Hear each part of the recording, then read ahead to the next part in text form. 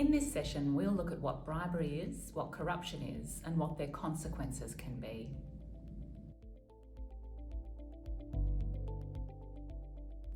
At a conceptual level, bribery and corruption are overlapping but distinct concepts. Bribery is essentially the offering, giving, receiving, or soliciting of a benefit to influence a person in the exercise of their duties. Corruption is a broader concept that encompasses bribery as well as any other practice that involves the abuse of power for private gain, like embezzlement. Domestic and foreign bribery in both the public and private sectors are prohibited under a global framework of laws and standards. International treaties establish a baseline with which anti-bribery laws must comply. Countries' anti-bribery laws establish the hard law obligations with which companies must comply. While some only reflect the international baseline, others significantly exceed it. The UK, which has adopted an offence imposing strict liability on corporations that lack adequate preventative procedures for bribery by their associates, represents the current high watermark. However, Australia may soon adopt a similar offence. Soft law instruments, like the policies and performance standards of international financial institutions, establish obligations in relation to corruption, fraud, coercion, and collusion. These policies and standards are incorporated in the agreements that entities are required to sign when they participate in a financed project, including in standard agreements for bids.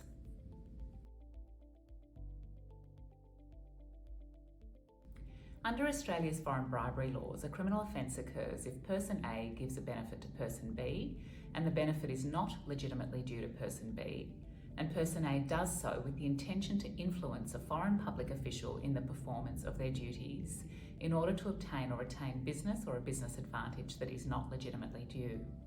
The definitions inherent in this offence are very broad. Benefit covers everything from making political campaign contributions to providing gifts and entertainment, to providing business or employment opportunities to a public official's relatives. Business or business advantage covers things like securing endorsement for a proposed project or obtaining favourable terms in a transaction with government. And foreign public official encompasses any employee or contractor of a foreign government body. It's also important to note that Australia's foreign bribery laws apply extraterritorially.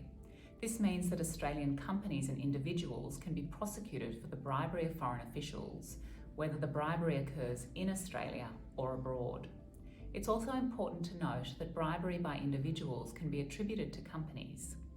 If an officer, employee, or agent of a corporation commits foreign bribery while acting within the scope of their employment, a corporation also commits the offence if it authorised or permitted the conduct. A corporation authorises or permits conduct if its board, a director, or a senior manager was directly involved or allowed the conduct. A company also authorises or permits foreign bribery if it had a corporate culture that directed, encouraged, tolerated, or led to the bribery, or failed to create or maintain a corporate culture that required compliance with foreign bribery laws. While we're focusing on Australia's foreign bribery laws, I want to reiterate that the Commonwealth has parallel laws criminalising the bribery of Commonwealth officials. The states and territories have additional laws criminalising the bribery of their own officials, as well as private sector bribery, and almost every country has parallel offences.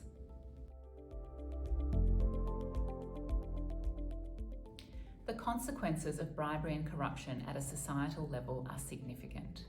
According to the World Economic Forum, corruption costs the global economy around US $3.6 trillion a year. The levels of perceived corruption in Australia is worsening and is estimated to have cost the domestic economy approximately $72 billion between 2012 and 2018. The legal consequences of a bribery incident can also be significant for individuals and companies involved. The maximum criminal penalties are steep. Companies can be fined the greater of either $22 million, 3 times the value of the benefit obtained, or 10% of their annual turnover. Individuals face 10 years imprisonment and/or a maximum fine of $2.2 million. Companies and individuals also face the prospect of regulators applying for proceeds of crime orders in order to confiscate ill-gotten gains. These orders may be for very large amounts and are significantly easier to obtain than foreign bribery convictions. The non-legal consequences of a bribery incident can also be enormous. And unlike the legal consequences, these can be felt even if a company isn't convicted or does not enter a guilty plea. Bribery allegations often become public through open court processes, media reporting, and compulsory market disclosures, causing significant reputational damage. Even if bribery allegations aren't aired in the public domain, they often must be disclosed to insurers, financiers, and other business partners during due diligence or pursuant to warranties and indemnities. This reputational damage can crystallise in various ways. Finance may be more difficult to obtain. Insurance may become more expensive. Consumers may become less willing to purchase a company's goods and services. Existing business partners may disengage. New business opportunities may dry up. Staff morale may drop and it may become more difficult to recruit good people. There is a class action risk if there is a significant drop in share price once the market becomes aware of a bribery allegation.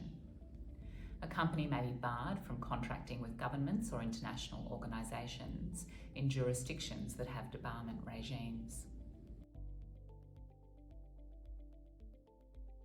So the key takeaways are that bribery is strictly prohibited and that the legal and non-legal consequences of a bribery event can be catastrophic. In our next sessions, we'll focus on the steps companies can take to prevent bribery and corruption incidents from occurring.